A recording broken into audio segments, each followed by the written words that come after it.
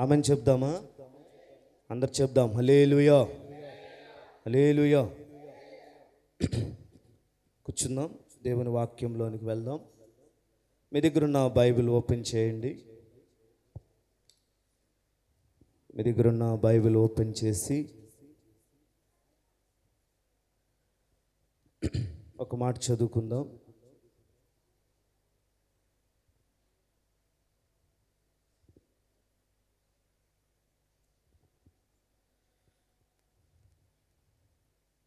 యెషయా గ్రంథం 51వ అధ్యాయం 11వ వాక్యాన్ని చదువుకుందాం. యెహోవా విమోచించిన వారు సంగీతనాదముతో సియోనునకు తిరిగి వచ్చెదరు. నిత్య సంతోషము వారి తలల మీద ఉండును. వారు సంతోష ఆనందము కలవారగుదురు. చాలుమా, చాలు. దేవునికి స్తోత్రం చేద్దాం. అందరు చెప్దాం హల్లెలూయా, అందరు చెప్దాం హల్లెలూయా. పెళ్ళిళ్ళకి పేరంటాలకు పోగా మిగిలిన వాళ్ళు మీరే. ఉన్న మీరైనా గట్టిగా స్తోత్రాలు చెప్పండి. హల్లెలూయా. సియోనుకు తిరిగి వచ్చెదరు. సియోనుకు తిరిగి వస్తే ఏముందంట సియోనులో? చెప్పాలి. సియోనులో ఏముంది? నిత్య సంతోషము, సంతోష ఆనందము వారి తలల మీద ఉంది. ఇంకా చదవండి. దుఃఖమును నిట్టూర్పును తొలగిపోవును. హల్లెలూయా. బైబిల్లో ప్రకటన గ్రంథంలో ఏముందంటే అక్కడ ఏడుపు ఉండదు, దుఃఖం ఉండదు, సూర్యుడు ఉండడు, చంద్రుడు ఉండడు, చీకటి ఉండదు. అక్కడ యుగయుగములు సంతోషం ఉంటుంది, యుగయుగములు ఆనందం ఉంటుంది. ఏంటి ఆ ప్లేస్? చెప్పాలి. పరలోకము. హల్లెలూయా చెప్పండి. మనం ఎందుకు భక్తి చేస్తున్నాం? మీరు చెప్పాలి. ఎందుకు భక్తి చేస్తున్నారు? అయ్యా చెప్పమంటారు అయ్యగారు, నాకు మోకాలు నొప్పి అయ్యగారు. చెప్పండి.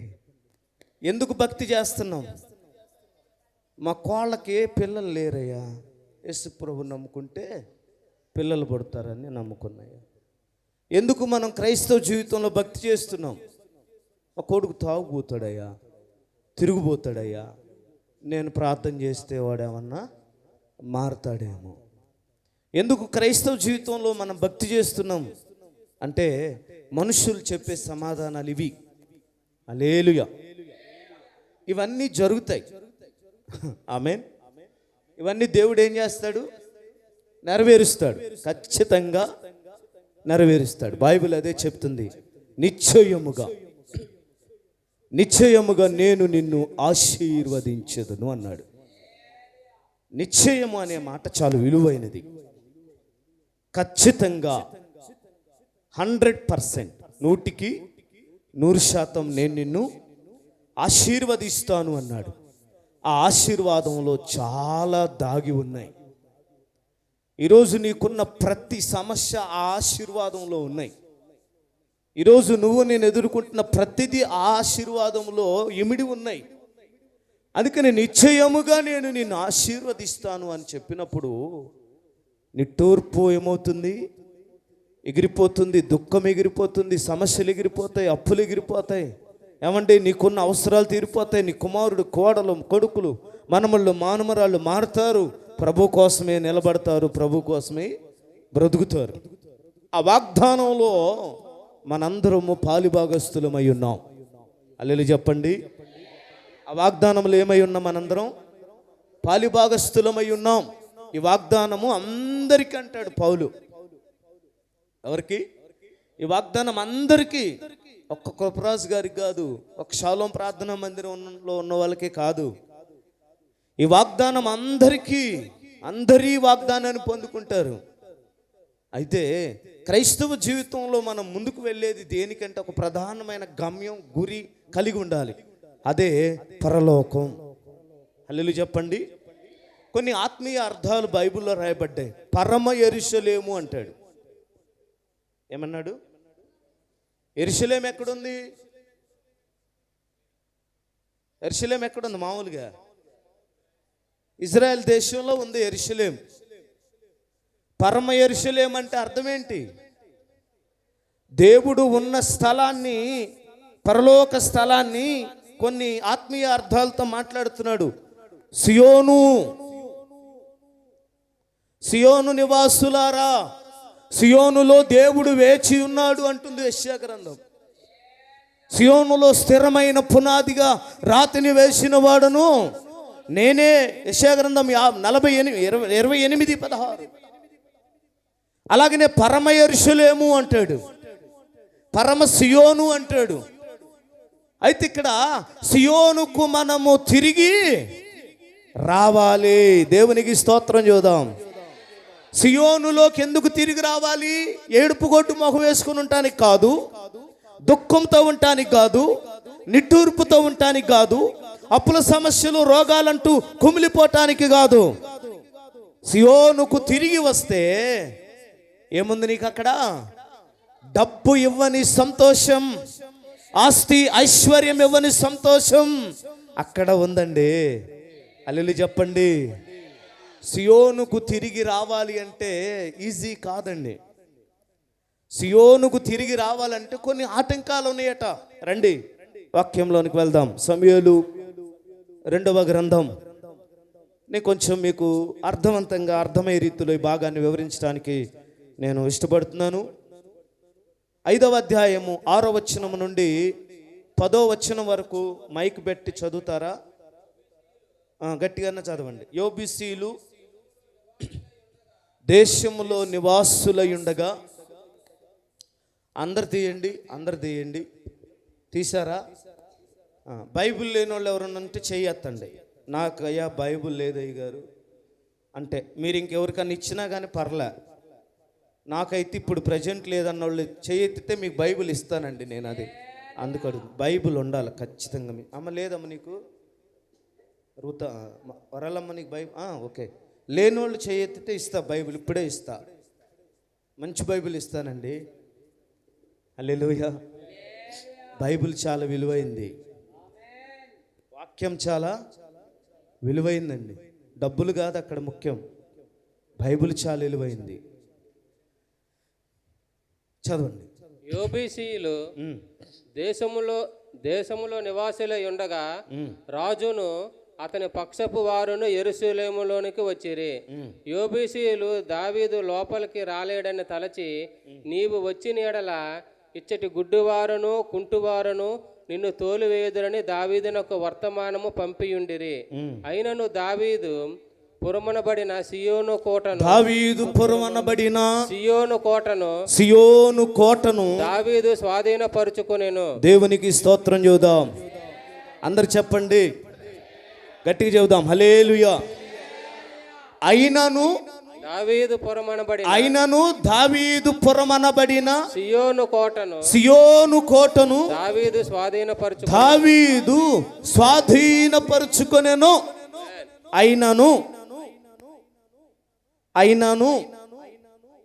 దావీదు దేన్ని స్వాధీనపరుచుకున్నాడు? సియోను కోటను స్వాధీనపరుచుకున్నాడు. Praise the Lord. యోబూసీలు ఏమంటున్నారంటే, దావీదా నువ్వు ఈ సియోను కోటలోకి రావాలనుకుంటున్నావు, ఈ సియోను కోటను స్వతంత్రించుకోవాలనుకుంటున్నావు నువ్వు. అయితే నువ్వు ఇద్దరిని జయించాలి. గొలియాతుని కాదు, సౌలుని కాదు, లక్షల మంది సైన్యాన్ని కాదు. ఎవరిని దాటుకొని రావాలట? అక్కడ ఉంది, గుడ్డివారిని, చెప్పండి, ఎవరిని పెట్టారు వీళ్ళు? దావీదు ఆ, లోపలికి రాలేడని తలంచి ఆ, నీవు వచ్చిన ఎడల ఇచ్చటి గుడ్డువారును కుంటువారును నిన్ను తోలువేతురని దావీదునకు వర్తమానము పంపియుండిరి. హల్లెలూయా చెప్పండి. దావీదు ఎలా కనపడుతున్నాడండి యోబుసీలకి? యోబుసీలకి దావీదు ఎలా కనబడుతున్నాడు అంటే,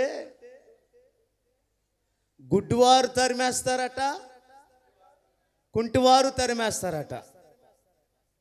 హల్లెలూయా. సైతాన్ ఈరోజు నిన్ను నన్ను కూడా సవాల్ చేస్తుంది కొన్నిసార్లు. నిన్ను నన్ను కూడా ఆపుతుంది కొన్నిసార్లు. ఏం అడ్డం పెట్టి?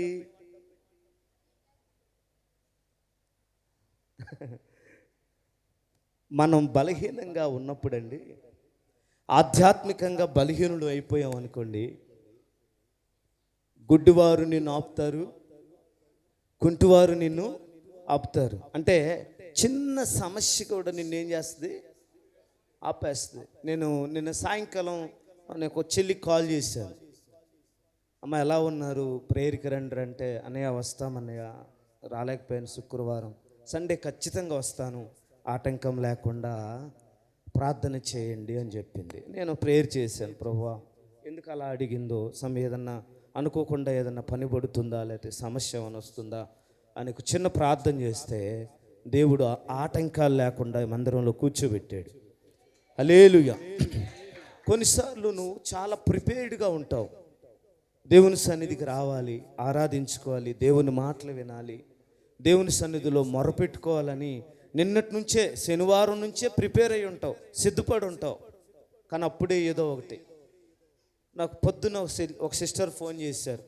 అన్న ఆరాధనకు రావాలనుకున్నాం, భోజనం కూడా పెట్టేయాలనుకున్నాం, ఈలోగా మా మేనత్త చనిపోయింది. ఏమైందంట?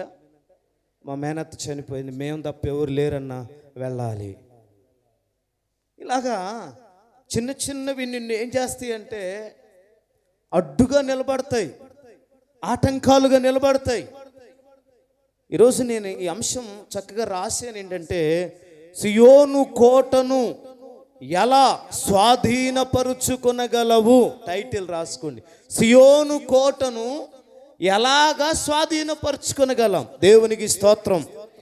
పరలోకమును ఎలాగ స్వాధీనపరుచుకొనగలం? పరమ యెరూషలేమును ఎలాగ స్వాధీనపరుచుకొనగలం? ప్రియమైన దేవుని బిడ్డలారా, ఇక్కడ దావీదుతో మాట్లాడుతున్నారు. యోబూసీలు అంటున్నారు, ఒకవేళ సాహసం చేసి నువ్వు ఈ కోటను స్వతంత్రించుకోవాలి అని అంటే, గుడ్డివారిని, కుంటివారు నిన్ను తోలివేస్తారు. హల్లెలూయా. గొలియాతు వల్లే కాలేదండి. ఎవరి వల్ల? గొలియాతు వల్లే కాలేదు. చిన్న వయసులో ఉన్నప్పుడే. సింహం వల్ల కాలేదు.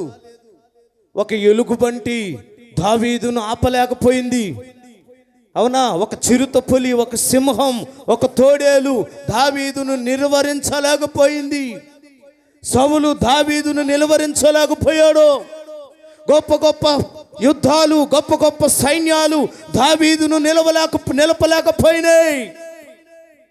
ఏమంటారు? ఆఫ్టర్ ఆల్ గుడ్డివారు, కుంటివారు నిన్ను అడ్డగి తోలి వేస్తారన్నారు. హల్లెలూయా చెప్పండి. అంటే యోబీసీలు ఏం మాట్లాడుతున్నారంటే, నీ మీద యుద్ధం చేయటానికి శత్రువులు అవసరం లేదో, బలశాలులు అవసరం లేదో, పెద్ద పెద్ద నైపుణ్యత కలిగిన వారు అవసరం లేదో, ఇదిగో మా దగ్గర ఉన్నటువంటి కోట గుమ్మమ్మ దగ్గర అడుక్కునే పరిస్థితిలో ఉన్నవారు నిన్ను తోలివేస్తారు అంటున్నాడు. Praise the lord. నువ్వు పరమ యెరూషలేముకు వెళ్లకుండా నిన్ను ఆపేదేంటో చెప్పనా? నేను ఒక చిన్న సాక్ష్యం చెప్తాను. సాలన్న ఆయన పేరు విన్నారా? మీరు విన్నారా? నేను మొన్న మెసేజ్ వింటా ఉన్నా. నేను సాధారణంగా ఖాళీగా ఉండను. నేను రూమ్లోనే ఎక్కువసేపు ఉన్నా, టీవీలో వాక్యమైనా పెట్టుకుంటా, యూట్యూబ్లో వాక్యమైనా చూస్తా, లేదా బైబిల్లోనే చదువుకుంటా. సాధ్యమైన వరకు దేవునితోనే సహవాసం ఉంటుంది నాకు. నేను చాలా మెసేజ్లు వింటాను. నా హార్ట్కి టచ్ అయిందంటే నేను ఖచ్చితంగా దాన్ని ఆలోచన చేస్తాను. ఒకవేళ సందర్భం వచ్చినప్పుడు మీకు కూడా చెప్తాను నేను వాక్యాన్ని. దేవునికి స్తోత్రం చూద్దాం. ఒక పూజారి గారు దేవుని వాక్యాన్ని విని రక్షించబడి మారు మనసు పొంది ఒక చిన్న స్థలాన్ని కొనుక్కొని దానిలో మందిరం కట్టి సేవ చేస్తూ ఉన్నాడట. సేవ చేస్తూ ఉంటే అది 10 మంది కాస్త 20 మంది అయ్యారు, 20 మంది కాస్త మనకులాగా ఒక 100 మంది అయ్యారు. హల్లెలూయా, 100 మంది అయ్యారు. సేవ జరుగుతూ ఉంటే ఈలోపుగా కొత్తగా మైక్లో వాక్యం విని ఒక నక్క సంఘంలో చేరిందట. ఎవరో ఆయన చెప్పాడండి. ఒక నక్క సంఘంలో చేరిందట.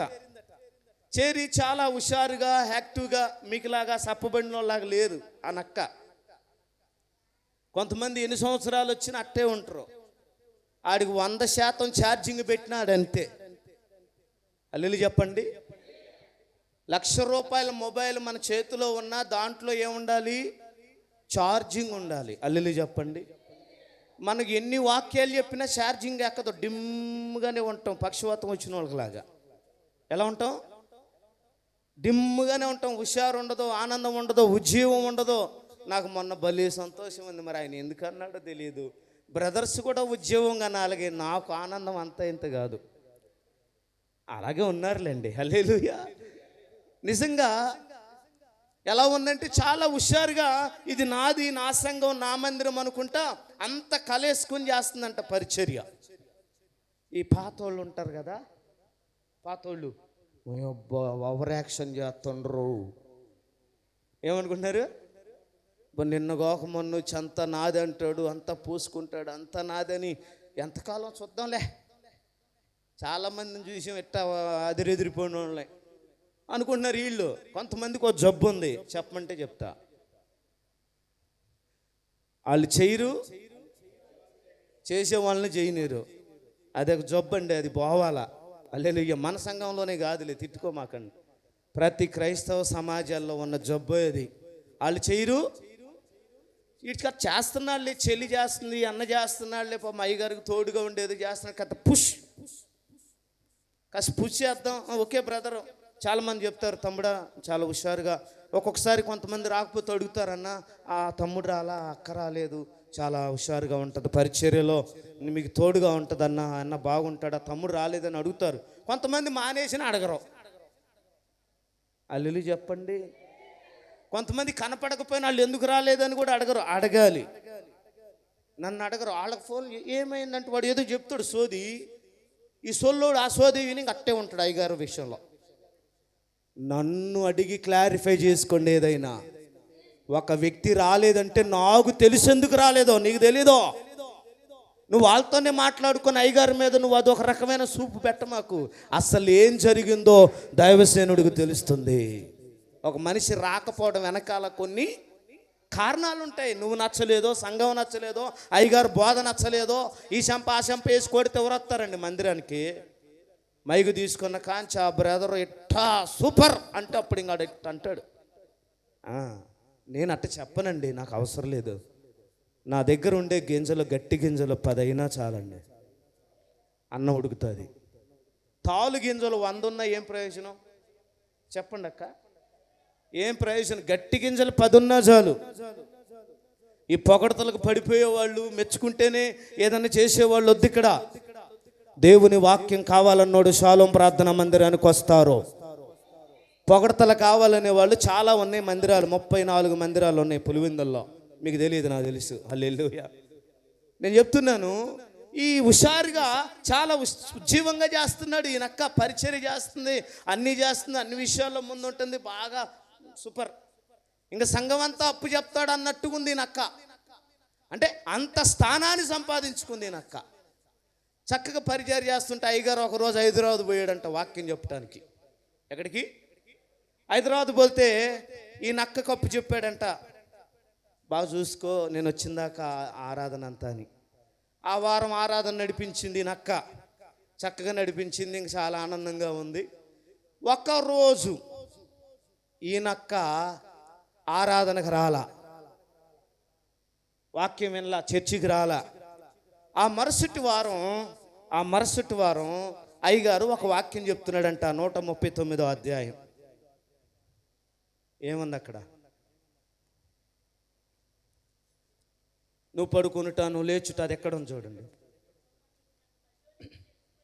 యెహోవా, నీవు నన్ను పరిశోధించి తెలుసుకొని ఉన్నావు. నేను కూర్చుండుట, నేను లేచుట నీకు తెలియను. దేవునికి స్తోత్రం చెబుదాం. అక్కడ ఏముందంటే నువ్వు నేను ఏం చేస్తామో అక్కడ ఉంది. ఎవరో నువ్వు నేను కూడా కలుపుకుంటానండి. నేనేం చేస్తానో దేవుడికి తెలుసు, మీరేం చేసేది దేవుడికి తెలుసు. అక్కడ ఉంది. ఆ వారం మందిరానికి రాకుండా ఎక్కడికి వెళ్ళాడు. ఆడికి వెళ్ళి దేవుని సన్నిధి మర్చిపోయాడు. ఇంకా వాళ్ళతో పాటు పెళ్ళిళ్ళు, పేరంటాలు ఆనందంగా గడుపుతూ ఉన్నాడు. ఆరాధన ఆ వారం అయిపోయింది. మరుసటి వారం అయ్యగారు కూడా వచ్చాడు. వాక్యం చెప్పేటప్పుడు ఈ మాటలు చెప్తున్నాడు. ఈ మాటలు చెప్తుంటే ఆ నక్కకి మండుతుంది. ఏమవుతుంది? బాగా కోపం వస్తుంది. ఆహా, నిన్న వారం నేను రాని సంగతి అయ్యగారికి ఎవరు చెప్పారు? హల్లెలూయా. నిన్న వారం నేను రాని సంగతి అయ్యగారికి ఎవరు చెప్పారు? నేను అక్కడికి పోయిన సంగతి ఎవరు చెప్పారు? అక్కడ తిన్న సంగతి ఎవరు చెప్పారు? అక్కడ పడుకున్న సంగతి ఎవరు చెప్పారు? మొత్తానికి ఎవరో నా గురించి నూరి పోశారు అనుకుంటుంది. ఎవరో చెప్పండి. ఈ నక్క అనుకుంటుంది. అన్ని వారాలు ఆ నక్కకి ఏ రోగం లేదు. అన్ని వారాలు ఏ నొప్పి తగల వాక్యంలో, ఈ వారమే నొప్పి తగిలింది. ఎందుకో?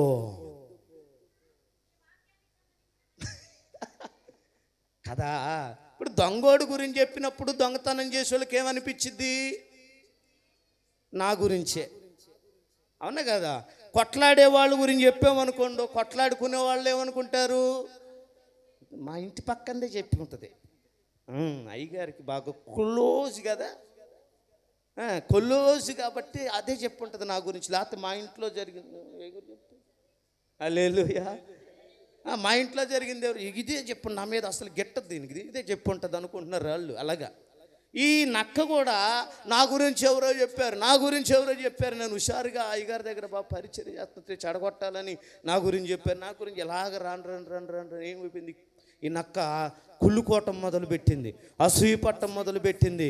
ప్రియమైన దేవుని బిడ్డలారా, అక్కడ ఏమి రాయబడి ఉందంటే కృపరాజు అని అక్కడ ఏమైనా రాయబడి ఉందా? ఆ వచనంలో ఎవరంట?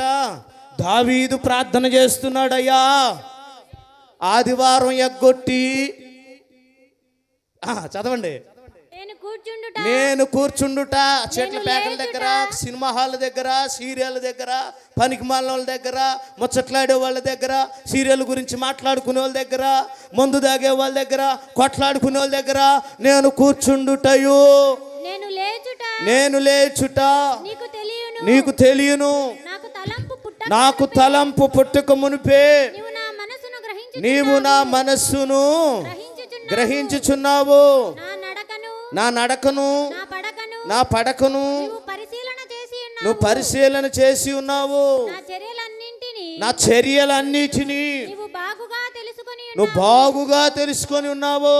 దేవునికి స్తోత్రం చెప్పండి. ఇంకా అక్కడికి వెళ్ళటం ఇక్కడికి రావటం గురించే కాకుండా తినేదాని గురించి కూడా చెప్పాడు అయ్యగారు ఆ రోజు. ఏముంది? నేను తినుట త్రాగటం నీకు తెలుసు కదా. అంటే ఆ వారం ఏం చేసి అంటే మనోడు ఆడుకో పోయాడు ఫంక్షన్కి, అక్కడ తినకూడదు తిన్నాడు. అల్లులు చెప్పండి. తినకూడదు తిన్నాడు. అల్లులు చెప్పాలా? ఇది కూడా వాక్యంలో చెప్పాడు అయ్యగారు. ఆ వచనంలో ఉంది కాబట్టి అప్పుడు దాకా మళ్ళీ ఏమనుకున్నాడు? పక్కనకి వెళ్ళి చూస్తున్నాడు, మా ఇంటి పక్కన ఉంది ఈడే చెప్పుంటాడు. లేకపోతే నేను ఆడ తిన్నది అయ్యగారికి ఎట్ట తెలుసు? మీకు దండం పెడుతున్నా, అందరికి దండం పెడుతున్నా, మీరేం చేసేది నాకు తెలియదండి. మీరేం చేసేది తెలియదు. ఊరికి పోయి ఆడేం ఎలగబెడుతున్నావో నాకేం తెలుసు? చూచుచున్న దేవుడవయ్యా, నన్ను చూసినావు. నీ పేరు ఏమిటో ఎరుగనయ్యా, నా పేరుతో నన్ను పిలిచావయ్యా, నీ పేరు ఏమిటో ఎరుగనయ్యా, నా పేరుతో నన్ను పిలిచావయ్యా, చూచుచున్న దేవుడవయ్యా, నన్ను చూసినావు.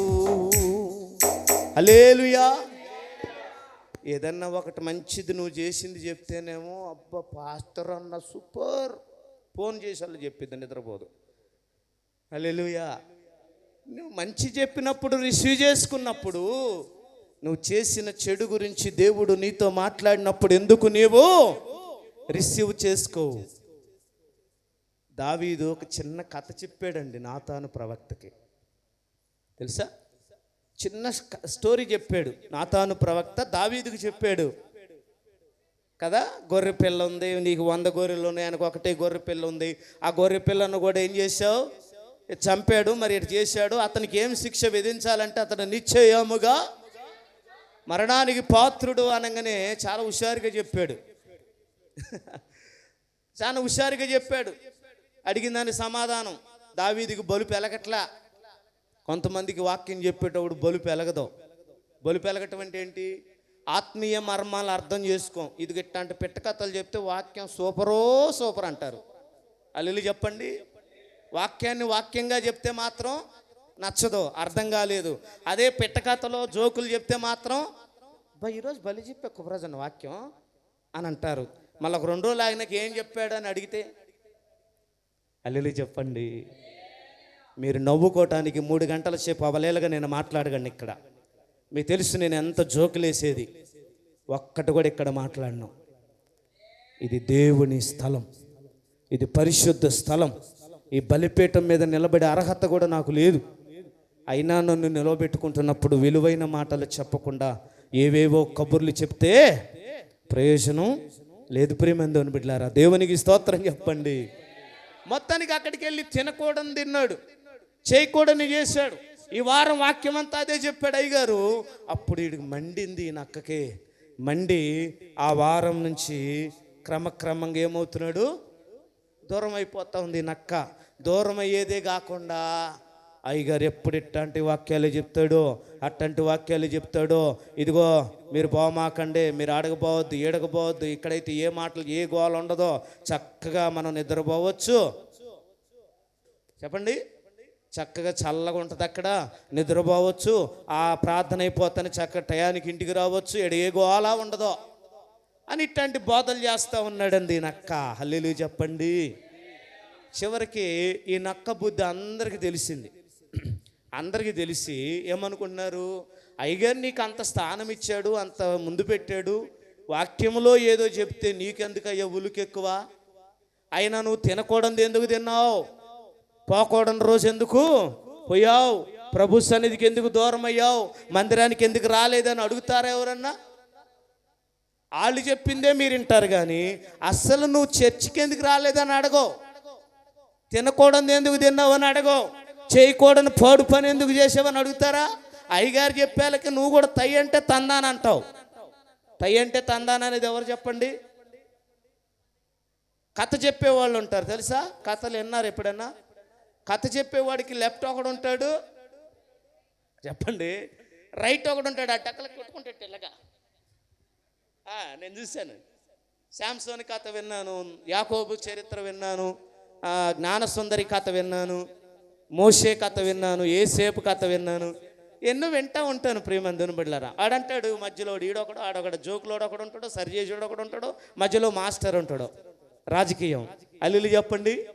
ఆడు తై అంటే ఇడు తందాని అంటాడు. నీ ఆధ్యాత్మిక స్థితిలో బలహీనం అవడానికి గల కారణం ఏంటంటే నువ్వు క్వశ్చన్ చేయాలి. అసలు నువ్వు ఎందుకు రాలేదు మందిరానికి?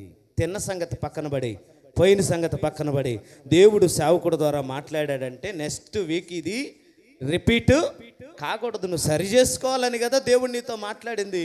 అయ్యగారికి ఎవరో చెప్పాల్సిన అవసరం లేదురా పిరికోడా, దేవుడికి అన్నీ తెలుసు అన్నాడట.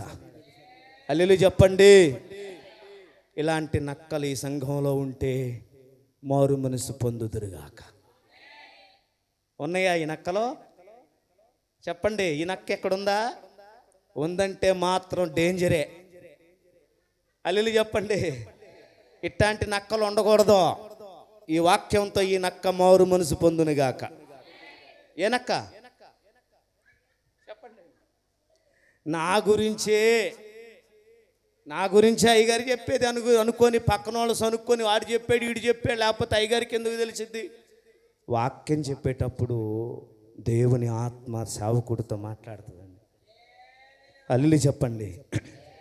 కాబట్టి సియోను కోటను స్వతంత్రించుకోవాలి, పరమ యెరూషలేమును స్వతంత్రించుకోవాలి, పరలోక రాజ్యమును స్వతంత్రించుకోవాలి. అంటే ఇదిగో బలమైన సమస్యలు నీ ముందు ఎరుకో గోడలో గొలియాతో ఎర్ర సముద్రము నిలబడాల్సిన అవసరం లేదు.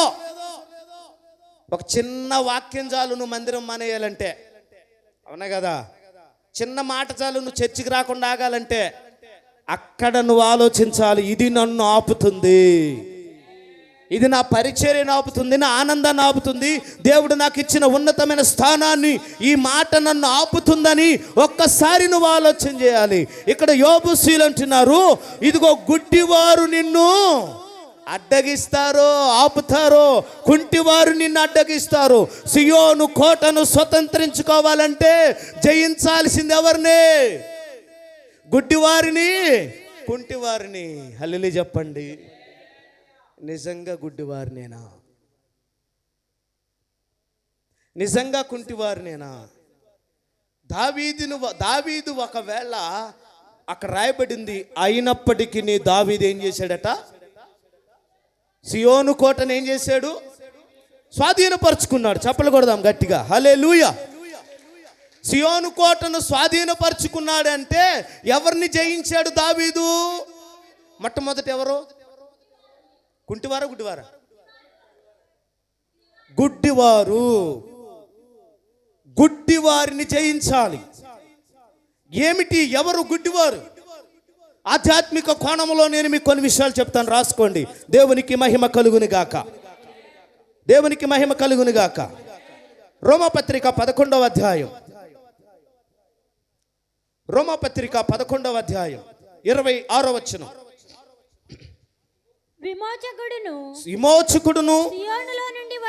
సియోనులో నుండి వచ్చి యాకోబులో నుండి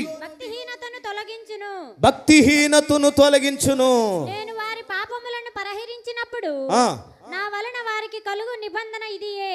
దేవునికి స్తోత్రం చెప్పండి. సియోనులో ఎవరున్నారు? విమోచకుడు ఉన్నాడు. చెప్పండి, ఎవరున్నారు? విమోచకుడు ఎవరు? చెప్పండి. నా విమోచకుడా యేసయ్యా, నీ జీవన రాగాలలో నీ నామమే చెనే. నా విమోచకుడా యేసయ్యా. దేవునికి స్తోత్రం చెబుదాం. ఆధ్యాత్మిక గుడ్డితనాన్ని మనం ఏం చేయాలో తెలుసా? జయించాలి. నువ్వు ఒకవేళ శారీరకంగా గుడ్డివాడువైనా పర్వాలేదు, శారీరక పరమైన కుంటివాడువైనా పర్వాలేదు, గుడ్డితనం నిన్ను పరలోకాన్ని ఆపదో, కుంటితనం నిన్ను పరలోకాన్ని ఆపదో. కానీ ఆధ్యాత్మిక గుడ్డితనం మాత్రం ఖచ్చితంగా సియోనుకు నిన్ను తీసుకువెళ్ళదు. రాజుల మొదటి 2వ గ్రంథం 5వ అధ్యాయం 25వ వచనం చదివితే ఏంటి ఆ గుడ్డితనం? ఏ గుడ్డివాడిని జయించాలి మనం? అతడు లోపలికి పోయి తన యజమాని ముందు నిలవగా ఎలీషావానిని చూచి, గెహాజీ, నీ వెచ్చట నుండి వచ్చితవని వానిని అడుగగా వాడు, నీ దాసుడనైన నేను ఎచ్చటికి పోలేదనెను. అంతట ఎలీషా వానితో, ఆ మనుషుడు తన రథము దిగి నిన్ను ఎదుర్కొనుటకు తిరిగి వచ్చినప్పుడు నా మనసు నీతో కూడా రాలేదా? ద్రవ్యమును, వస్త్రములను, ఒలీవ చెట్ల తోటలను, ద్రాక్ష తోటలను, గొర్రెలను ఎడ్లను దాసదాసీలను సంపాదించుకొనుటకు ఇది సమయమా? దేవునికి స్తోత్రం చెప్పండి. నువ్వు జయించాల్సింది నిజమైనటువంటి బాహ్య సంబంధమైన గురుడితనాన్ని కాదు. ఆధ్యాత్మికమైన గురుడితనం ఏం చేస్తుందంటే నీ ఎదుగుదలను ఆపేస్తుందండి. ఇక్కడ ఆధ్యాత్మికమైన గురుడితనం ఎవరిలో కనబడుతుంది మనకి? ఎలీషా దగ్గర పని చేస్తున్న పనివాడు గెహాజీ పరిచారకుడిగా ఉన్నాడు. బాగా వినండి, గెహాజీ ఎలీషా దగ్గర ఉన్నాడు. ఎలీషా ప్రార్థనలో ఉన్నాడు. నయమాన్ అనేవాడు వచ్చాడు. అతను కుష్టి వ్యాధి కలిగిన వాడు.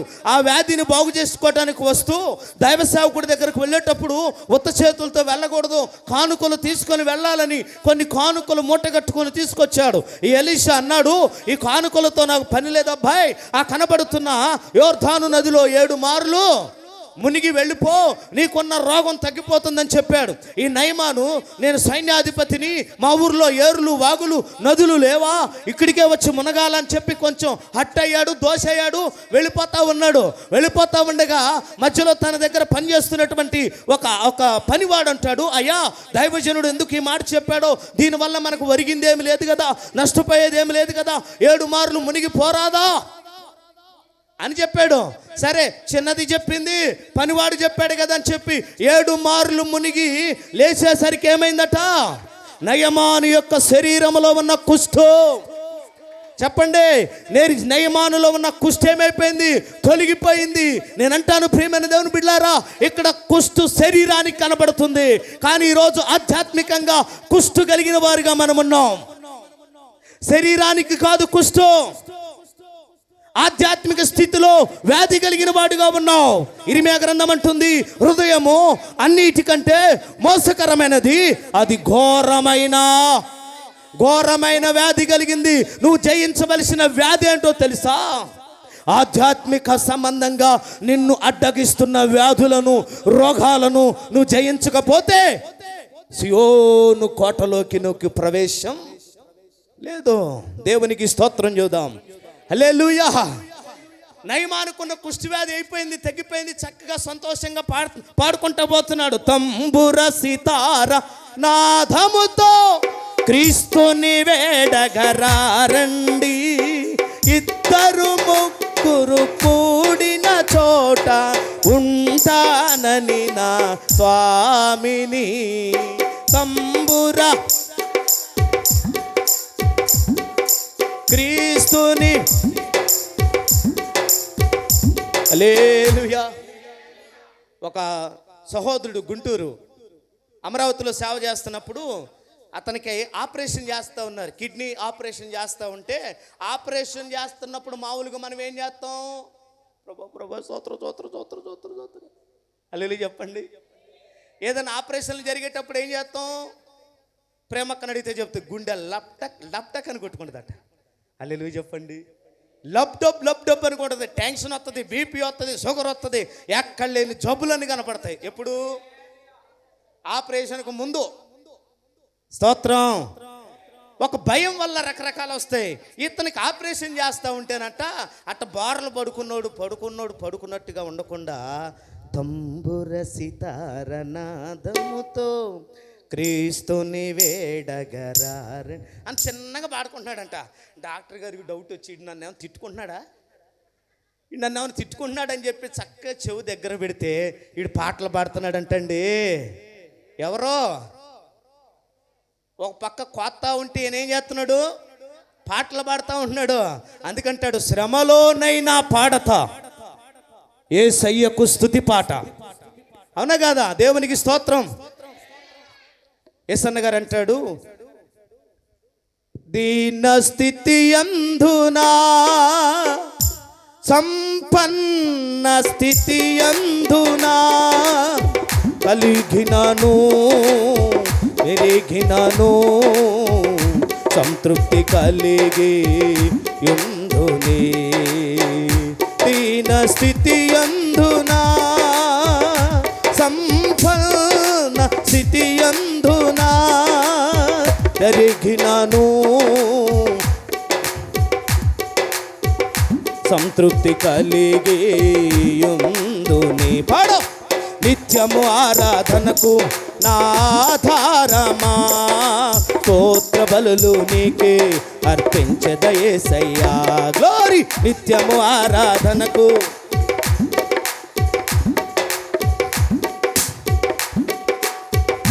హల్లెలూయా. అందరు చెప్పాలి, అందరు చేతులు ఎత్తి చెప్దాం. హుషారుగా చెప్పండి, సంతోషంగా చెప్పండి. హల్లెలూయా. ఆపరేషన్ చేస్తుంటే ఏం చేస్తున్నావు? పాటలు పాడుతున్నారండి. శరీరం అంతా గాయాలైపోయి చావు బ్రతుకుల మధ్యలో ఉంటే మహామహిమతో నిండిన కృపా సత్య సంపూర్ణుడా. ఎక్కడా? షాలోం ప్రార్థనా మందిరంలో కాదు, చెరసాల్లో. పౌలు శీలలు ఏం చేశారు? పౌలు శీలలు కృపరాజు గారు వెనకాల సువార్తకు వచ్చారనుకోండి, మీరు అక్కడ ఎవరన్నా ఆపి తిట్టి కొట్టి పంపించారనుకోండి, మీరేం చేస్తారు? ఏమ్మా సిస్టరో చర్చికి పోలేదంటే, వామ్మో అమ్మో జస్ట్ మిస్ అండి బాబు, లేకపోతే చంపేసేవాళ్ళు, బడి చర్చి వద్దు గిర్చి వద్దు నాయన, ఏదైనా కుదిరితే ఇంట్లోనన్నా, సెల్ ఫోన్లోనన్నా, యూట్యూబ్లోనన్నా, టీవీలోనన్నా ప్రార్థన చేసుకుంటే వామ్మో అంటారు మీరు. హల్లెలూయా చెప్పండి. పౌలు శీలలను కొట్టారట, గుదిబండలు వేసి రాళ్ళకి కట్టిపడేశారంట. అయినా ఏం చేస్తున్నారు? చెప్పండి గట్టిగా. అయినా వాళ్ళు ఎక్కడ కీర్తన పాడుతున్నారు? మరి నీకు రోగం ఏడని నోరు ఇంత చక్కగా ఉన్న నోరు ఎత్తి పాడపాడు ఇంతే.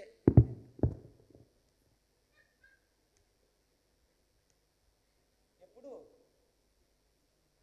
ఏడు చెమట్లుగా ఆరిపోయి ఏమండి చేతులు పగిలిపోయి వాళ్ళకి వచ్చి రాని కొట్టుడు ఆలు కొట్టుకుంటా ఏమండి ఏడ నేను పాటలు పాడి ఎంత గట్టిగా ఆరాధన చేస్తుంటే ఈగల గోలు తోలుతారు చూసారా? ఈగల దోలకి ఏం రోగం? ఏ సంఘంలో ఉన్నారు మీరు? కోపం వస్తుంది దేవుని ఆత్మకి. ఈరోజు నిర్జీవమైన సంఘంలో లేరు మీరు, జీవము కలిగిన సంఘంలో ఉన్నారు. ఆరాధన చేసేటప్పుడు చప్పట్లు కొట్టండి అమ్మా అంటే కొట్టరు, పాట పాడమంటే పాడరు, మైక్ ఇస్తే మాత్రం చెవులు పగిలినట్టు పాడతారు. హల్లెలూయా చెప్పండి. వీళ్ళు ఎక్కడ పాడుతున్నారు? ఇక్కడ నువ్వు నన్ను తిట్టుకోవటం కాదండి, నా మీద ఇసుపు చూపు నిలవటం కాదు. ఛీ, చెరసాల్లో ప్రాణాలు పోతున్న యేసయ్య నామాన్ని భజన చేస్తున్న ఆ భక్తుడికి లేని నొప్పి నాకెందుకు? ఇక్కడ ఇంత చక్కటి ఆరాధన, ఇంత చక్కటి పాటలు, ఇంత చక్కటి మందిరంలో విశాలంగా ఉంది, చక్కగా నేను పరిపూర్ణంగా చప్పట్లు కొడుతూ పాడుతూ ఆరాధించాలన్న ఆలోచన నీకు రావట్లేదు. రక్తము కారుతున్నా, ప్రాణాలు పోతున్నా ఏం చేస్తున్నారు? చెరసాల్లో ఆరాధన అండి. గట్టిగా చప్పట్లు కొడదాం గట్టిగా. ఆపరేషన్ చేస్తుంటే ఆరాధన. చెప్పండి ఇప్పుడు, గురుడితనం దేనికి? శారీరకమైన గురుడితనం నిన్ను పరలోకాన్ని ఆపదు. నేను చెప్తాను, నేను అంటాను, లాజరు రోగే. ఎస్ఆర్నో చెప్పండి. లాజరు రోగే, మరణకరమైన రోగంతోనే చచ్చిపోయాడు. పరలోకానికి వెళ్ళాడా లేదా? పరదేశికి వెళ్ళాడా లేదా? రోగం పరలోకాన్ని ఆపదు, కానీ ఆధ్యాత్మిక గురుడితనం మాత్రం నిన్ను మందిరానికి కూడా రాకుండా చేస్తుంది. పరలోకం సంగతి పక్కన పెట్టండి. ఎక్కడికి? చర్చికి కూడా మనస్ఫూర్తిగా రాలేవు. గ్యాసి అంటాడు, నేను ఎక్కడికి పోలేదయ్యా, ఇక్కడే ఉన్నాను అంటే ఇప్పుడు అబద్ధం ఆడింది ఎవరు? ఎవరు అబద్ధం ఆడుతున్నట్టు ఆయన దృష్టిలో? ఎలీషా అబద్ధం చెప్తున్నాడు అనుకున్నాడు. ఎందుకంటే ఎలీషా కళ్ళు కప్పి ఎలీషా ప్రార్థనలో ఉన్నాడు కాబట్టి నేను చేసి వచ్చింది అంతా ఎవరికి తెలియదు అనుకున్నాడు ఆయన. హల్లెలూయా. ఎలీషా అంటాడు, నేను ప్రార్థనలో ఉన్నా, కళ్ళు మూసుకొని ఉన్నా, నా మనోనేత్రములు తెరవబడే ఉన్నాయి. నేను కళ్ళు మాత్రమే మూసుకున్నాను సహోదరుడా, నువ్వు ఆధ్యాత్మిక గుడ్డివాడుగా మారిపోయావు ధనాన్ని చూసి. అవునా కదా? గెహాజీ తీసుకొచ్చినటువంటి ధనాపేక్షతో నీ కళ్ళు ఏమైపోయినాయి? నీ కళ్ళు ముయ్యబడ్డాయి, మూసుకుపోయినాయి, ఆధ్యాత్మిక నేత్రాలు ముయ్యబడ్డాయి. కాబట్టి నేను వద్దని చెప్పిన దాన్ని నువ్వేం చేశావు? తెచ్చుకున్నావు. దేవుడు వద్దు అని చెప్పిన దాన్ని మరలా నువ్వు వీళ్ళకి ఫోనులు చేసి ఏమండి వెరిఫికేషన్ చేసుకొని సలహా తీసుకొని ఆ సంఘంలో అట్టలేదు, ఈ సంఘంలో ఇట్ట, వాళ్ళు తింటున్నారు, మేము తింటే రోగం ఏంటి అనొద్దు. బైబిల్ చెప్పింది అంతే. నిషిద్ధమైనది ఏది నువ్వు తినకూడదు. అది ఎవడు చెప్పినా, ఏ చర్చిలో చెప్పినా వాక్యం మారదండి. మందిరాలు మారితే చెప్పండి, వాక్యం మారుద్దా? చర్చి మారినంత మాత్రాన వాక్యం మారుద్దా? నువ్వు అమ్మిరి కాకపోయినా ఇదే వచనమే. చెప్పండి, 23వ కీర్తన అమెరికాలో ఇంగ్లీష్ బైబిల్లో అలాగే ఉంటుందా, వేరేలాగా ఉంటుందా? చెప్పండి, హిందీలో ఏమన్నా మారుద్దా? ఇంగ్లీష్లో ఏమన్నా మారుద్దా? తమిళంలో మారుద్దా? ఏ భాషలో మారదు.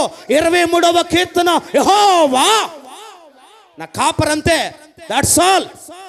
ఇంకా అక్కడ నిన్ను బట్టి నన్ను బట్టి వాక్యం మారదు. నువ్వు మారుతున్నావు. అవసరమైతే నీకు బోధించేవాడు దాన్ని మరొక రూపంలో బోధిస్తున్నాడంతే. వాక్యం ఎక్కడా మారదు. వాక్యం మారదు. నేను ప్రకటిస్తున్న యేసు కూడా మారే దేవుడు కాదు. అందుకంటాడు, మారని దేవుడవు నీవేనయ్యా, మరుగై ఉండలేదు నీకు యేసయ్యా.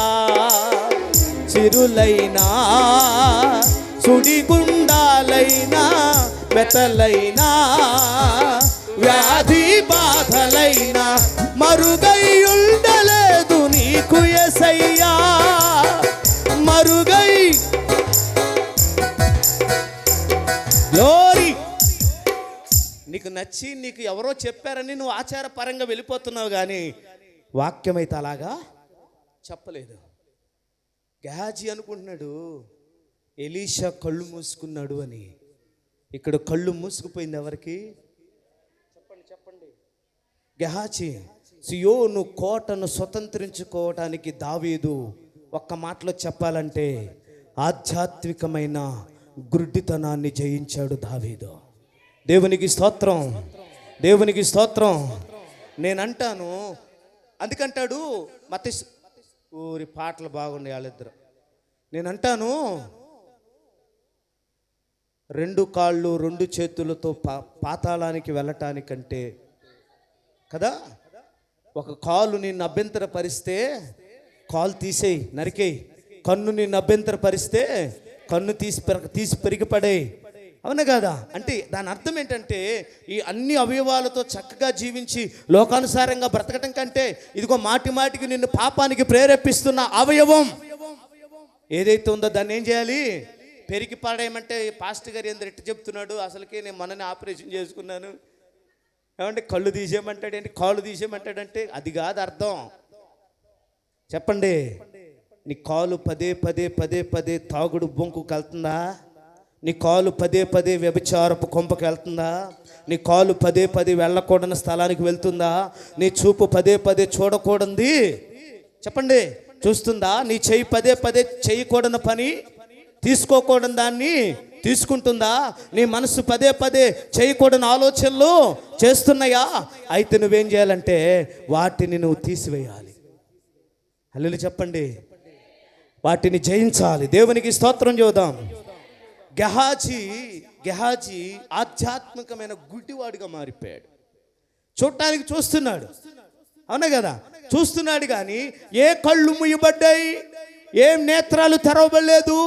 ఆధ్యాత్మికమైన నేత్రాలు గురుడితనం కలిగిన వారిగా నువ్వు ఉంటే నువ్వు చేసేది నీకు అర్థం కాదు. ఎవరైనా చెప్పినా కూడా నువ్వు దాన్ని అర్థం చేసుకునే పరిస్థితుల్లో లేవు. ఇక్కడ ఈ పాయింట్లో ఏలియాను వెంబడించిన ఎలీషా ఏమయ్యాడు? ఏలియా ఎన్ని అద్భుతాలు చేశాడు చెప్పండి? 7 అద్భుతాలు. ఎలీషా ఎన్ని అద్భుతాలు చేశాడు? 14 అద్భుతాలు. నేను మీకు వాట్సాప్లో పెడతాను అవి ఎన్ని అద్భుతాలు అనేవి. ఇప్పుడు ఎలీషా 14 అయితే ఏలియా 7, ఎలీషా 14. గెహాజీ ఎన్ని చేయాలి? 14 ఎన్ని? 62. చెప్పండి. 14 ఎన్ని? 2 14 ఎంత అండి? వారు మీరు కూడా పిల్లోళ్ళు ఏదో యూట్యూబ్లో చూశాను, అరే 2 ఎందులు అంతరా అని అడుగుతాడు ఒకడిని. 2 ఎందులు అంతరా అంటే 2 ఎందులు 13 అంటాడు ఆడు. అరే ఇడు బాగా చెప్పాడు, సూపర్ చెప్పాడు అంటాడు ఆడు, మురిసిపోతుంటాడు. ఇంకొకటి అడుగుతాడు పక్కనోడిని, ఎరా 2 ఏళ్ళు ఎంతరా అని అంటాడు. 2 ఏళ్ళ నోట్లో ఎంచుకుంటుంటాడు ఆ పిల్లోడు. ఏ చిచ్చే ఎంచుకున్నాడు అయ్యో ఈడు అంటాడు వాడు. ఆ నోట్లో ఎంచుకుంటా ఉంటాడు. ఈ లోపు మళ్ళీ ఈడే చెప్తాడు 2 ఏళ్ళు 13. అల్లెలు చెప్పండి. ఏలియా 7 అద్భుతాలు చేయగలగటానికి, ఏలియా తర్వాత ఎలీషా 14 అద్భుతాలు చేయడానికి కారణం ఏంటో చెప్పనా? ఎలీషా జయించాడండి. అల్లెలు చెప్పండి. ఎలీషా ఏలియాను వెంబడిస్తూ ఏలియాలో ఉన్నటువంటి అభిషేకాన్ని తీసుకొని, ఏలియాలో ఉన్న గుణ లక్షణాలు తీసుకొని ఏలియా కంటే గొప్ప పరిచర్య చేశాడు ఎలీషా. ఇప్పుడు అదే వారసత్వం ఏమవ్వాలి? ఇక్కడ ఎవరిలోకి రావాలి? గెహాజీలోకి రావాలి. గెహాజీ ఇప్పుడు 28 అద్భుతాలు చేయాలి. ఒక మాట చెప్పాలంటే దేవునికి స్తోత్రం చెప్పండి.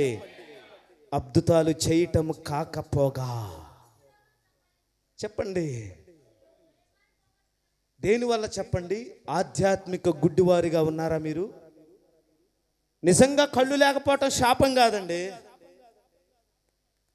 నిజంగా కాళ్ళు చేతులు లేకపోవటమే శాపం కాదు. నేను అంటాను, కాళ్ళు చేతులు లేకపోయిన వాళ్ళు నెమ్మదిగా సంతోషంగా ఉంటారు ఒక్కోసారి.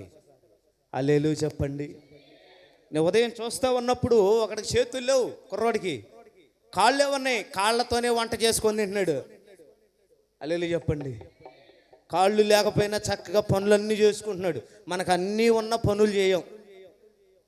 లేరా ఇంట్లో పనులు చేయని వాళ్ళు లేరా?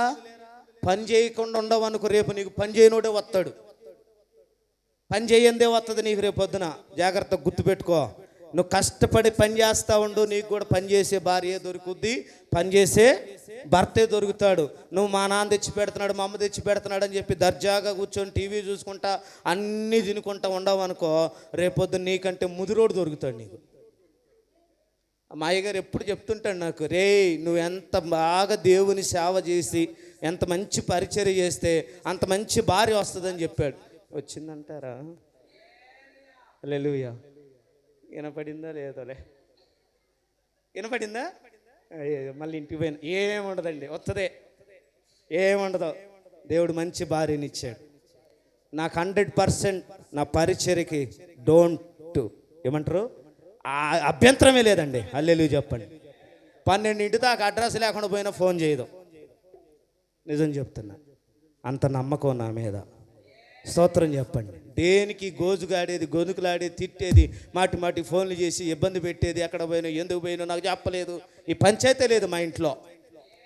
ఎందుకంటే మొదట్లోనే దేవుడు చెప్పాడు, నా సేవకుడు నా పని మీద వెళ్తుంటాడు. హల్లెలూయా చెప్పండి. నేను ఊరికి పోయినా 100 రూపాయల కంటే ఎక్కువ ఇచ్చిపోను, లేక కాదు. హల్లెలూయా. డబ్బు విలువ నాకు బాగా తెలుసు. దేవుని పనికి పరిచర్యకి ఎప్పుడు ఏ అవసరం వస్తుందో తెలియదు. నిజం చెప్తున్నా. ఈ వారం అంతా ఒక 3-4 వేలు ఖర్చు పెట్టి పని చేసాం వంటగది అంతా కూడా. డబ్బు చాలా విలువైంది. ఈరోజు డబ్బును మనం వృధా చేస్తే రేపు పొద్దున మన అవసరానికి డబ్బు మనకి కనపడదు. పిసినారుని అనుకోమాకండి. నేను అంటాను, ఇంట్లోకి వీధిలోకి ఖర్చు పెట్టేటప్పుడు 1 నిమిషం ఆలోచిస్తాను, కానీ దేవుని పని చేసేటప్పుడు మాత్రం 1 సెకండ్ కూడా ఆలోచించకుండా ఖర్చు పెడతాను. దేవునికి స్తోత్రం చెప్పండి. నువ్వు కష్టపడి పని చేయి, నువ్వు కష్టపడి చదువు, నువ్వు కష్టపడి ప్రయోజకుడుగా, దేవుడు నీకు కూడా అలాంటి వ్యక్తుల్నే నీ కుటుంబంలోకి తీసుకొస్తాడు. హల్లెలూయా చెప్పండి. ఒక ఆంటీ అంటుంది, మీరు కాదు, ఒక ఆంటీ, పాస్టర్ బాబు మాకు ఆత్మీయురాలైన కోడలు కావాలా అంది. ఏ కోళ్ళండి?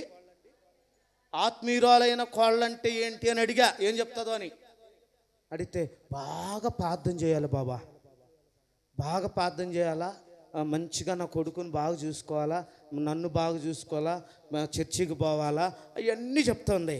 వాళ్ళ కొడుకు సంగతి నాకు బాగా తెలుసు. వాళ్ళ కొడుకు సంగతి నాకు బాగా తెలుసు. నేనన్నాను, అక్క ఇదే ప్రార్థన వాళ్ళ పాస్టర్ గారు ఆ అమ్మాయి కూడా చేస్తే అర్థమవుతుందా? ఇదే ప్రార్థన అమ్మాయి కూడా చేసుకుంటుందిగా. ఏ అమ్మాయి చేసుకునే అమ్మాయి కూడా ఏం కోరుకుంటుంది? ఆత్మీయమైన కుమారుడు కావాలా, ఆత్మీయమైన భర్త కావాలా, మనోనేత్రాలు తెరవబడినోడు కావాలా, మంచోడు కావాలా, నన్ను బాగా చూసుకోవాలని ఆ అమ్మాయి కూడా ఏం చేస్తుంది? ప్రార్థన చేస్తుంది కదా. ఇప్పుడు నీ కొడుకు ఆత్మీయంగా ఉన్నాడా? చెప్పండి, హల్లెలూయా చెప్పండి. నువ్వు ఎదుటి వ్యక్తిని ఎక్స్పెక్ట్ చేసేటప్పుడు కట్నమైన గుణమైన ఏదైనా నీ కొడుకు ఆ స్థితిలో ఉన్నాడా లేదని పరిశీలన చేయాలి. హల్లెలూయా చెప్పండి. తిట్టుకోమాకండి. ఎప్పుడైనా మన ఎక్స్పెక్టేషన్స్ ఎప్పుడు కూడా ఎలా ఉంటుందంటే, మనం ఎట్టన్నా ఉన్నాయి, బయట నుంచి వచ్చేవాళ్ళు మాత్రం బెమానంగా ఉండాలా. హల్లెలూయా చెప్పండి. నేను ఆంటీకి చెప్పాను, ఆంటీ ఏం అపార్థం చేసుకోవద్దు, నేను ప్రార్థన చేస్తాను, నీ కొడుకు అలాగలేడు. అలాగ లేనప్పుడు నీకు వచ్చే కోడలు ఎలా ఉండాలని కోరుకుంటున్నావు నువ్వు?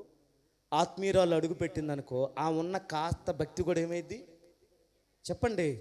నీ కొడుకు సరిగ్గా లేకుండా 24 గంటల ఫస్ట్ షో సెకండ్ షో దాని దొంపదేగా రోజుకు 4 షోలకు తిప్పితే ఏమవుద్ది? ఆత్మీయ స్థితి చెడిపోద్ది కదా.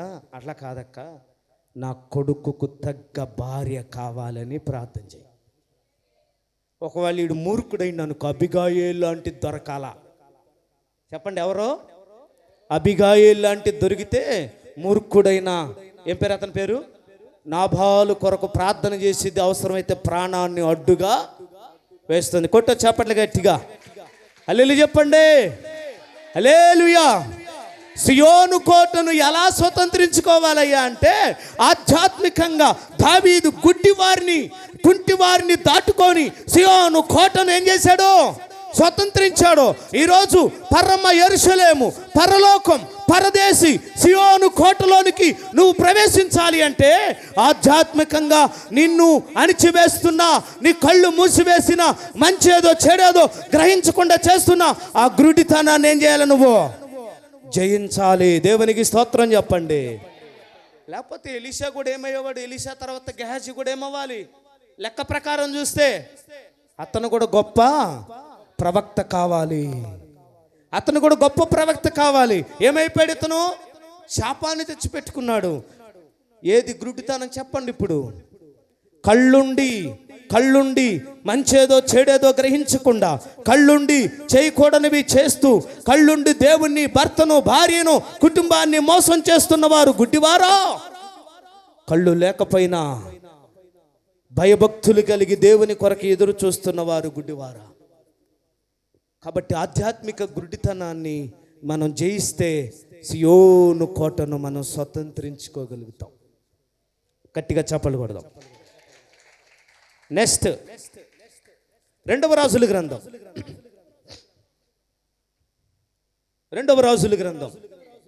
21వ అధ్యాయం 16వ వచనం.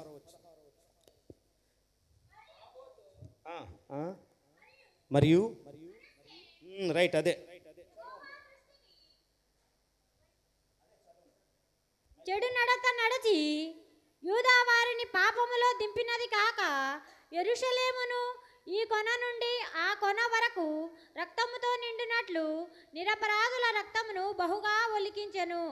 మనస్సే చేసిన ఇతర కార్యములను గూర్చియు, అతడు చేసిన దాని అంతటిని గూర్చియు, అతడు చేసిన దోషమును గూర్చియు యూదా రాజుల వృత్తాంతముల గ్రంథమందు వ్రాయబడి ఉన్నది. దేవునికి స్తోత్రం చెప్పండి, అందరు చెప్పండి. రెండవదిగా దావీదు ఎవరిని దాటుకున్నాడంట? కుంటివారు అంటే మీకు కాళ్ళు చేతులు లేని వాళ్ళేగా. కాళ్ళు లేని వాళ్ళని ఏమంటారు చెప్పండి? కాళ్ళు సరిగ్గా లేని వాళ్ళని ఏమంటారు? కుంటివారు అంటారు. అంగవైకల్యం ఏం ఆటంకం కాదు. ఎక్కడికి? పరలోకానికి అంగవైకల్యం ఆటంకం కాదు. కాళ్ళు చేతులు లేనంత మాత్రాన ఆ వ్యక్తిని నువ్వు చులకనగా హేళనగా చూడటం తప్పు కాదు. అసలు ఇక్కడ కుంటివాడు అంటే కుంటివాని నడకను గురించి చూపిస్తున్నాడు. ఏంటి కుంటితనం? మనస్సే ఏ నడక నడిచాడట?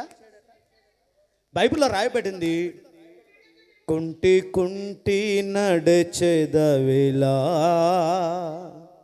యెహోవాయే నీ దేవుడా వేరేదే ఉన్నారా యెహోవాయే నీ దేవుడా లేక వేరే దేవతలున్నారా నీవెన్నాళ్ళు రెండు తలంపులతో కుంటి కుంటి నడిచెదవిలా. దేవునికి స్తోత్రం. కుంటివాడు వల్ల నీకు నష్టం లేదు, కాళ్ళు లేనివాడు వల్ల నష్టం లేదు, చేతులు లేకపోవడం వల్ల నీకు నష్టం లేదు, గుడ్డివాడిగా ఉండటం వల్ల నీకు నష్టం లేదు. కానీ నీ నడత సరిగ్గా లేకపోతే, మనస్సే ఏ నడక నడిచాడు?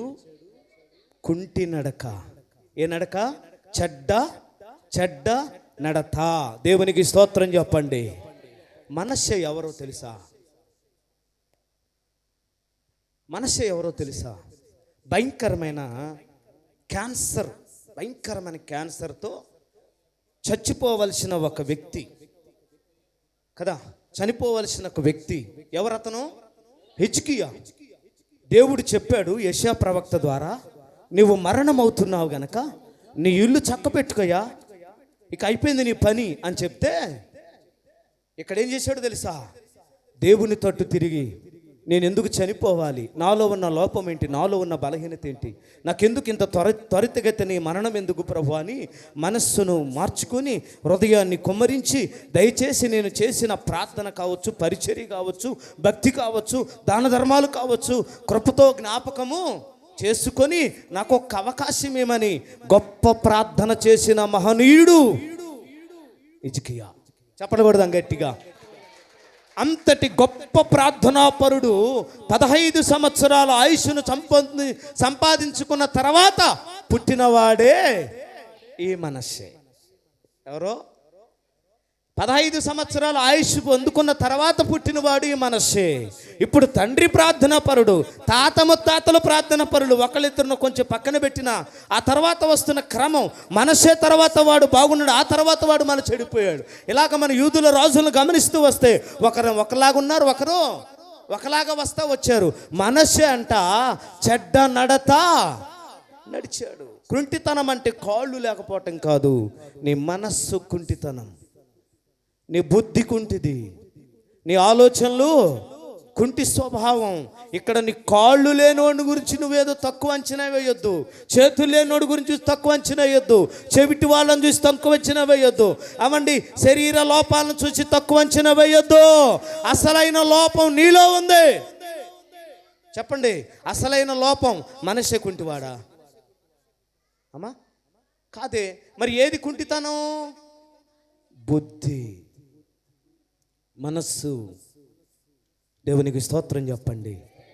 నువ్వు సియోను కోటను జయించాలంటే చెడు నడతను సరిచేసుకోవాలి, కుంటి నడతను సరిచేసుకోవాలి. నడుము వంగిపోయిన ఆమెను చూసి అందరూ అనుకున్నారు ఏమింతే. ఏమనుకున్నారు? ఏమింతే, ఇంకేం బతికింతే, ఇంతే అనుకున్నారు. కానీ ఆ నడుము వంగిపోయిన ఆమె ఒకరోజు యేసుప్రభు దగ్గర ఉంది. జీవం కలిగిన దేవుని మందిరంలోకి వచ్చింది. యేసయ్య ఆమెను చూశాడు, దగ్గరికి రమ్మని పిలిచాడు. దగ్గరికి పిలిచి ఆమె మీద చేతులు ఉంచగా ఆమె ఏమైందండి? చక్కగా నిలవబడింది. దేవునికి స్తోత్రం. శరీరం మాత్రమే కుంటితనం, ఆమె శరీరం మాత్రమే కుంటితనం. మనస్సులో లేదు లోపం, బుద్ధిలో లేదు లోపం. అవునా కదా? ఇక్కడ మనం జయించాల్సిందేంటో తెలుసా? కుంటి నడక మానేయాలి. ఏమండి? మంచిగా నడవాలి, చెడు నడతను మానేయాలి, చక్కగా నడవాలి. దేవునికి స్తోత్రం చూద్దాం. మనస్సే అంట తను నడవడమే కాకుండా, చదవండి అక్కడ మరొకసారి.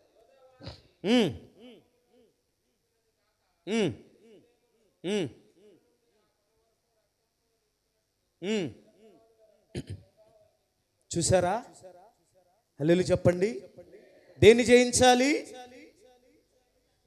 చెడు నడతను జయించాలి. స్తోత్రం చెప్పండి, గట్టిగా చెప్పండి. ఇంకా గట్టిగా చెప్పండి. హల్లెలూయా. మనం సంబంధాలు చూసేటప్పుడు ఏం చూస్తాం? సంబంధాలు మామూలుగా అపార్థం చేసుకోవద్దండి. ముక్కు ముఖం కొంచెం బాగుండాలా, కాళ్ళు చేతులు బాగుండాలా. ఫోటోలో కొద్దిగా ఏదైనా నల్లగున్నా ఒప్పుకోం. వాళ్ళు పంపించిన ఫోటోలు ఏదన్నా బ్లర్ ఏదైనా ఉందనుకోండి, మంచి ఫోటో పెట్టండి అంటాం. ఇవన్నీ కోరుకోవటం తప్పేం కాదండి. హల్లెలూయా చెప్పండి. మన పిల్లోడు చూస్తేనేమో నాకంటే లావు ఉంటాడు, పిల్ల మాత్రం సన్నగా ఉండాలని కోరుకుంటాం. మన పిల్లోడేమో సన్నగా ఉంటాడు, వచ్చే అమ్మాయి కూడా ఎలా ఉండాలని కోరుకుంటాం? సన్నగా ఉండాలని కోరుకుంటాం. మన దగ్గర లేకపోయినా అవతల నుంచి మాత్రం ఫుల్గా రావాలని కోరుకుంటాం. హల్లెలూయా చెప్పండి. ఈరోజు నన్ను తిట్టుకొని వాళ్ళు లేరు ఇంటికి పోయినాక. హల్లెలూయా చెప్పండి. కాలు కుంటితనం గురించి దేవుడు బాధపడలేదండి. కంటి కుంటితనాన్ని గురించి దేవుడు బాధపడలేదండి. మనస్సు కుంటితనం ఉండకూడదు. ఏముండకూడదు? మనస్సు కుంటితనం ఉండకూడదు. ఈ మనస్సును బాగు చేయటానికే ఆ కలువారిగిరి శిలువలో యేసుక్రీస్తు వారు ఆకాశానికి భూమికి మధ్య వేలాడదీయబడి హృదయములో ఉన్న ఘోరమైన వ్యాధిని యేసయ్య రక్తం ద్వారా కడిగివేశాడు. హల్లెలూయా చెప్పండి. హల్లెలూయా చెప్పండి. మనస్సే చెడు నడతను నడిచాడు. ఇలాగ యూదురా రాజులు చాలామంది చెడు నడతను నడిచి వారి తండ్రులు చేసిన భక్తి, వారి తండ్రులు చేసిన ప్రార్థన, వారి తాత ముత్తాతలు చేసిన భక్తి వారి జీవితాల్లో కనబడలేదు. కాబట్టి వారి గురించి గొప్పగా రాయలేకపోయాడు పరిశుద్ధ ఆత్మదేవుడు. యోబుసీలు అంటారు దావీదుతో, నువ్వు సియోను కోటను స్వతంత్రించుకోవాలంటే నీ మీదకి పెద్ద పెద్ద వీరులను మేము పంపించట్లేదయ్యా, గుడ్డివారిని కుంటివారిని నువ్వు దాటుకు చూద్దాం. ఈరోజు నేను అడ్డగిస్తున్న గుడ్డితనాన్ని నువ్వు దాటుకోగలిగితే, నీ చెడు నడత మాటి మాటికి పోకూడని స్థలాలకు నీ కాళ్ళు పరిగెత్తుతున్నాయా, దాన్ని నువ్వు సరిచేసుకోగలిగితే సియోనును నువ్వు స్వతంత్రించుకోగలుగుతావు. చెప్పండి. సియోనులో ఏముంది? విమోచన ఉంది. సియోనులో స్థిరమైన పునాదిగా రాతిని వేసిన వాడును నేనే.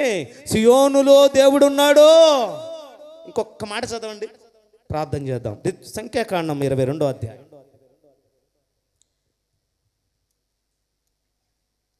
32వ వచనం. యెహోవా దూత, ఈ ముమ్మారు నీ గాడిదను నీ వేల కొట్టితివి, ముమ్మారు ఈ గాడిదను నీవు ఏల కొట్టితివి. ఇదిగో నా ఎదుట నీ నడత, నా ఎదుట నీ నడత విపరీతమైనది గనుక నేను నీకు విరోధినై బయలుదేరి వచ్చి తిని. చాలు. ఎవరితో మాట్లాడుతున్నాడు దేవుడు ఇక్కడ? తల పైకెత్తండి.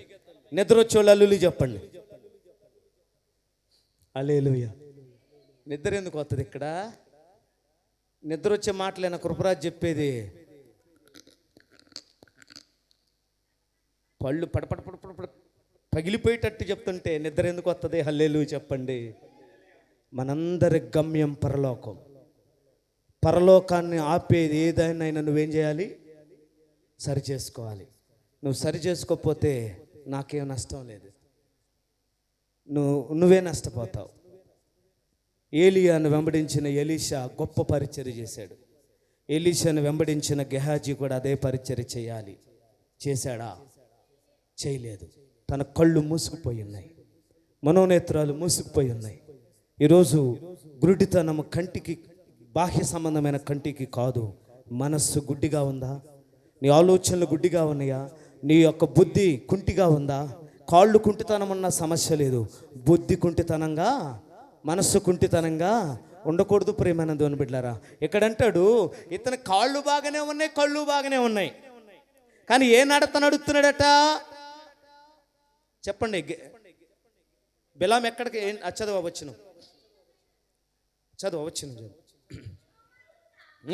ఈ ముమ్మారు నీ గడిదను నీ వేల కొట్టితివి, ఇదిగో నా ఎదుట నీ నడత విపరీతమైనది కనుక. రైట్. నా ఎదుట నీ నడక విపరీతమైనది అంటే దేవునికి ఇష్టం లేని నడక. చెప్పండి. నడుస్తున్నాడు. ఇక్కడ బిలాము కాళ్ళు రెండు బాగానే ఉన్నాయి, కళ్ళు రెండు బాగానే ఉన్నాయి. హల్లెలూయా చెప్పండి. కానీ దేవునికి ఇష్టమైన నడక నడిచాడా? దేవునికి అనుకూలమైన నడక నడిచాడా? లేదు. మరి ఏది గుడ్డితనం? ఏది కుంటితనం? కాళ్ళు చేతులా? కళ్ళు గుడ్డితనమా? కాదు. చెవులు గుడ్డితనమా? కాదు. చెవులుండి కూడా మనం ఏమవుతున్నాం చెప్పండి? చెవులుండి వినలేవా యేసు మాటను, కళ్ళుండి నడవలేవా యేసు బాటలు, నాలుకుండి పాడలేవా యేసు పాటలు, కళ్ళుండి నడవలేవా యేసు బాటలు. కూర్చుండకుమా ఓ సోదరా, కూర్చుండకుమా ఓ సోదరి, కూర్చుండకుమా ఓ సోదరా, కూర్చుండకుమా ఓ సోదరా. కన్నులుండి చూడలేవా యేసు మహిమను, చెవులుండి వినలేవా యేసు మాటలు, నాలుకుండి పాడలేవా యేసు పాటలు, కళ్ళుండి నడవలేవా యేసు. గ్లోరీ. అన్నీ ఉన్నాయి. చెప్పండి. నోరు లేనోడు కనిపిస్తుందట ధారాళంగా యేసయ్య పాట పాడాలని. కాళ్ళు లేనోడు కనిపించిద్దట నేను నా దేవుని సన్నిధికి రోజు వెళ్ళాలని. ఏమండి, నాలుగు లేనోడు కనిపించిద్దంట పాట పాడాలని. కళ్ళు లేనోడు కనిపించిద్దంట నా యేసయ్య వాక్యాన్ని చదవాలని. దేవునికి స్తోత్రం చెప్పండి. నువ్వు జయించవలసింది నేను చెప్తున్నాను ప్రియమైన దేవుని సంగమా. ఆధ్యాత్మికంగా ఏది నిన్ను గురుడితనాన్ని తీసుకొస్తుందో, ఏది గెహాజీని ఆపిందో, ఏది మనష్షేని ఆపిందో, ఏది బిలాముని ఆపిందో, ఈరోజు ఏది నిన్ను ఆపుతుందో దానిని నువ్వు జయించగలిగితే సియోను కోటను నువ్వేం చేస్తావు? స్వతంత్రించుకుంటావు. గట్టిగా చప్పలు కొడదామా? హల్లెలూయా. చెడు నడత నడుస్తున్నావు బిలామా, కళ్ళు మూసుకుపోయి నడుస్తున్నావు, దేవుని పిల్లలను శపించడానికి వెళుతున్నావు. ఎవరు మాట్లాడారు? దేవుడు కాదు, గాడిద. ఎవరు మాట్లాడుతున్నారు?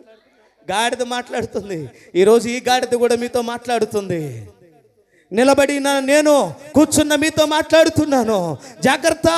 ఎవరిని శపించడానికి, ఎవరిని ఆధ్యాత్మికంగా బలహీనులు చేయటానికి, ఎవరి కుటుంబాల్లో వేదన కలిగించడానికి, ఎవరి కన్నీటికి కారణమవుతున్నావు. ఒక్కసారి పరిశీలన చేయి. గాడిద మాట్లాడింది. దేవుని దూత ఖడ్గం పట్టుకొని బిలాముతో మాట్లాడుతుంది. బిలాము కళ్ళు తెరవబడిన తర్వాత అర్థమైందట తను చేసిన తప్పేంటో. జాగ్రత్త. ఇక్కడ జయించవలసింది బాహ్య సంబంధమైన గుడ్డివాడిని కుంటివాడిని కాదు. ఆధ్యాత్మికంగా దేవుని రాజ్యాన్ని, సంతోషాన్ని, ఆనందాన్ని, ప్రభు ఇచ్చే గొప్ప సంతోషాన్ని దొంగిలించే ప్రతి పాపాన్ని నువ్వు జయించాలి. ప్రతి ఆటంకాన్ని నువ్వు జయించాలి. ఈరోజు ప్రియమైన దేవుని బిడ్డలారా, ఎక్కడ నువ్వు ఆగిపోయావో, దేనిని చూసి ఆగిపోయావో, ఏది నీ కాళ్ళను చేతులను కట్టివేసిందో, ఏది నీ మనస్సును బంధించిందో, దేవుని పరిచర్య చేయకుండా, సేవ చేయకుండా, సువార్తకు రాకుండా, మందిరానికి రాకుండా, దేవుని పని ఉత్సాహంగా పాల్గొనకుండా అడ్డగిస్తున్న గురిడితనాన్ని, అడ్డగిస్తున్న కుంటితనాన్ని నువ్వు జయించగలిగితే దావీదు సియోను కోటను స్వతంత్రించుకున్నట్టుగా నువ్వు పరలోకాన్ని స్వతంత్రించుకుంటావు. ఎంతమంది కావాలి పరలోకం? చెప్పండి. పరలోకం ఎంతమంది కావాలి? గట్టిగా స్తోత్రం చెప్పండి. పరలోకాన్ని స్వతంత్రించాలంటే రెండు జయించాలి. ఒకటి కాళ్ళతో నడిచేది, రెండు కంటితో చూసేది. ఏది నీకు కావాలో దేవుడికి తెలుసు, అది నీకు ఇస్తాడు, అది నీకు ఖచ్చితంగా దేవుడు నీకు అనుగ్రహిస్తాడు. అంతేగాని ఆధ్యాత్మికమైన గుడ్డివాడిగా గుడ్డిదానిగా ఉన్నావా, ఆధ్యాత్మికమైన కుంటివాడిగా కుంటిదానిగా ఉన్నావా, అవి రెండు నిన్ను పరలోకాన్ని ఆపేస్తాయి, దేవుని ఆశీర్వాదాన్ని ఆపిస్తాయి, ఉల్లాస వస్త్రాన్ని ఆపేస్తాయి, సంతోషాన్ని ఆపేస్తాయి, కన్నీటికి కారణంగా మారుస్తుంది. ఈరోజు నువ్వు చేయవలసిన ప్రార్థన ఏంటో తెలుసా? నా మనోనేత్రాలు తెరువయ్యా. ఆధ్యాత్మికంగా నేను అడుగులు వేయాలయ్యా. ఒకవేళ నేను కుంటి నడుస్తున్నానా, నా బుద్ధి మంచిదిగా లేదు, నా ఆలోచన సరిగ్గా లేదు, దయచేసి నన్ను క్షమించమని ఒక చిన్న ప్రార్థన చేద్దామా? లేచి నిలబడదాం. లేచి నిలబడి ఒక చిన్న ప్రార్థన చేద్దాం. సియోను కోటను స్వతంత్రించి